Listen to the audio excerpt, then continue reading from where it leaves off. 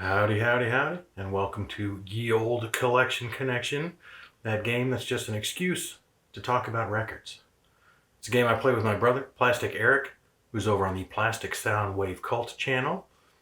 Every Monday he shows an album, and every Thursday I show an album, and the game we've made out of it is that each album that we show has to relate in some manner to the album shown in the previous video. And then we ask you to guess what that connection is. So today, we're going to be forging a connection between a couple of more recent albums, Gojira's Fortitude from 2021 and the Linda Linda's Growing Up from 2022. But first we need to clear up what the connection is between the previous pair of albums, that is the Gojira and Catching Up with Depeche Mode.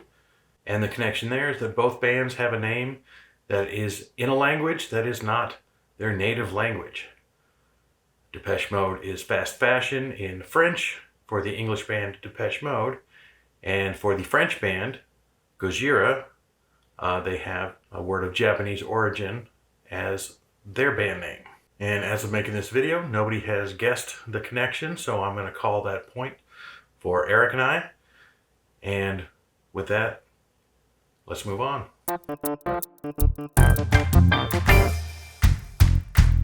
Alright then, so Eric showed Gojira's Fortitude album from 2021. He predicted that it is not an album that I would connect with, and not wrong entirely. When I first looked up information on them and they were described as a prog metal band, I thought, God damn, they've got 2 strikes against them and I haven't even listened to a song yet. But I think, as I've mentioned before, that one of the primary things that keeps metal out of my ears is the super growly singing that is pervasive in the genre and that is certainly present on this album, but not on every song, not all the way through.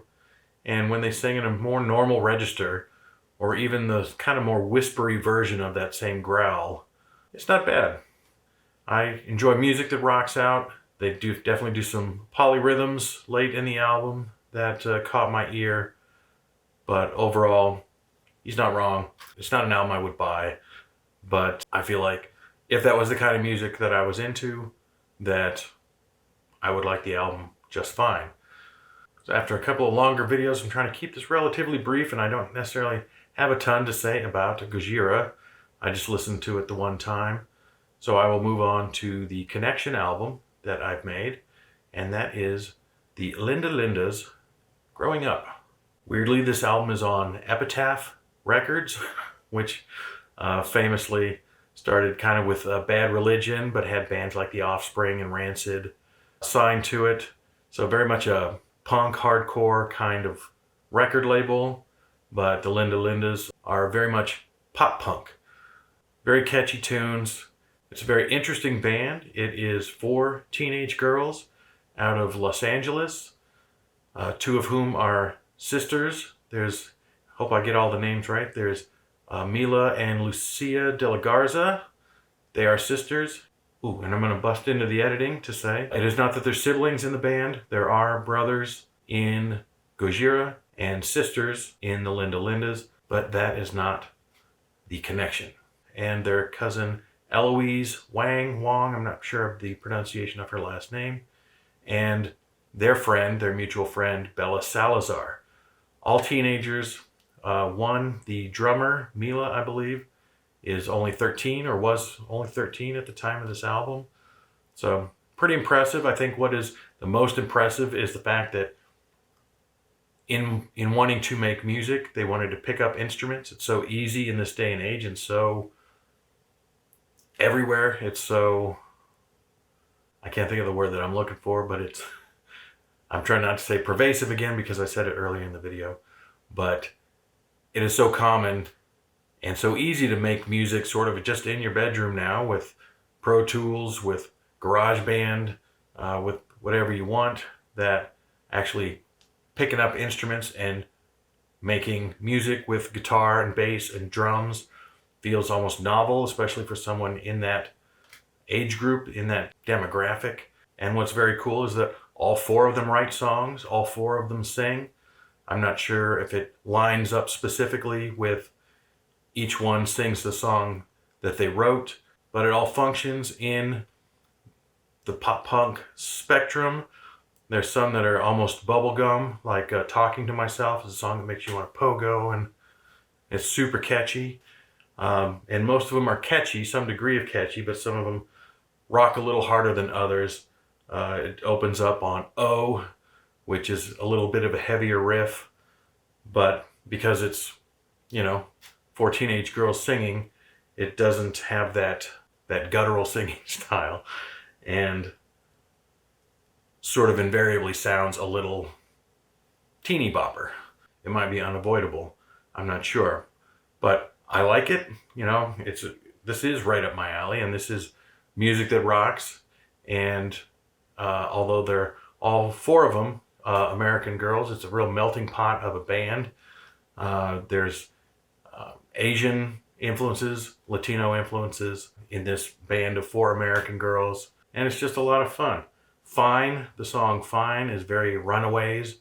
The delivery of the vocals is very Cherry Bomb, and most of the songs have a super catchy chorus, so apparently they all have the knack for it. The album was produced by Mila and Lucia's father, Carlos de la Garza, so they kept it in the family. And the cover was created from paper art made by Eloise. So it's a real, I don't know, real homemade project, but using traditional instrumentation. And it's just so cool to see a young band writing proficient, not super deep, but super fun. It's very effervescent, super fun songs that are a good time to listen to. I bought it as perhaps not quite a blind buy, but I was in a record store that I go to sometimes, and they had it up on the rack in their recommendations. And I think maybe I had recently heard like a track from them, and I thought, I'll just go for it. I'll make a blind almost purchase. Looks fun, and it was fun. It is fun, and it is one that has stayed in the rotation then. And so I recommend it. The Linda Lindas is funny. The band name is about as layered as you can get. It's what sounds like, I don't know, a woman's name twice.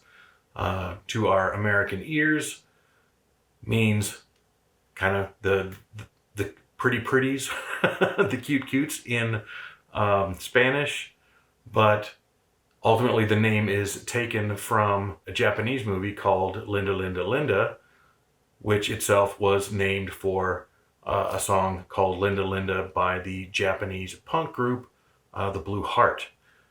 So all these things, and kind of bringing the Asian influence and the Latino influence into it to give this kind of amusing name, the Linda Lindas.